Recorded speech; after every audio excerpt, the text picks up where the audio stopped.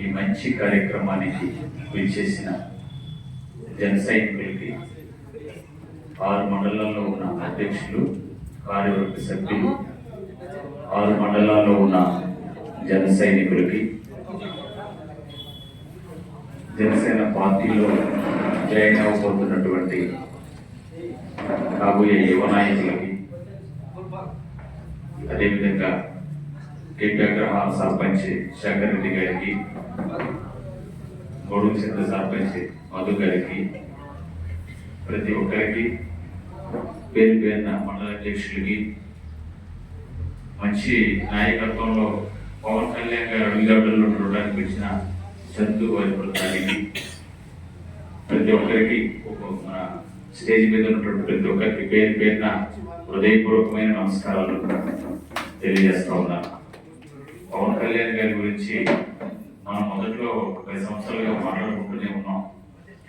నాతో ఒక ఆయన అన్నాడు, ముగ్గురు మేము జెండా పెట్టినప్పుడు నువ్వు పోయి అట్లాంటి పార్టీలో జాయిన్ అయినవు, అది దేనికి పనికిరాని పార్టీ, అది అందులో ఎవరు ఉంటారు, పవన్ కళ్యాణ్ తప్ప ఎవరు ఉండరు దాంట్లో, ఎందుకు వెళ్ళావు దాంట్లో, నువ్వు దేశం అంతా తిరిగేసి వచ్చి ఒకచోట ఎక్కడో 3 రోజులు నిలబడుకొని చెట్టు నిలబడుకొని ఫోటో తీసుకొని నేను మంచి పార్టీ చెప్పుకుంటున్నావు నువ్వు అని అన్నాడు. అందులో ఉండేదానికంటే నువ్వు బయటకు వెళ్ళిపోయేది మేలని ఎగదానిగా మాట్లాడాను. నేను ఆ రోజు చెప్పాను, పవన్ కళ్యాణ్ గారి గురించి మీకు పూర్తిగా తెలియదు, నేను 10 సంవత్సరాలుగా జాగ్రత్తగా పరిశీలించి అర్థాలు చేస్తున్నాను.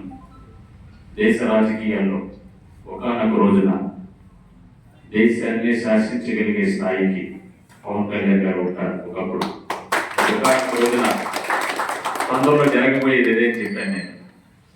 కరెక్ట్గా అదే వ్యక్తి ఆ మధ్యకాలంలో ఫోన్ చేశాడు నాకు, మంచి పార్టీని ఎంచుకున్నావు, మంచి వ్యక్తిని ఎంచుకున్నావు, ఏ స్వార్థం లేని, స్వలాభం లేని, స్వలాభాపేక్ష లేనటువంటి గొప్ప వ్యక్తితో ఉన్నందుకు నిజంగా మేము గర్వపడుతున్నామని అభినందించిన వ్యక్తి, విమర్శించిన వ్యక్తి.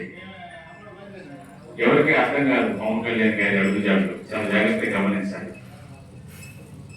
అంత మాత్రం కాదు, ఆయన కోసం ప్రాణం ఇచ్చేటువంటి జన సైనికులు ఈ నియోజకవర్గంలో 20,000 మంది జన సైనికులు ఉండటం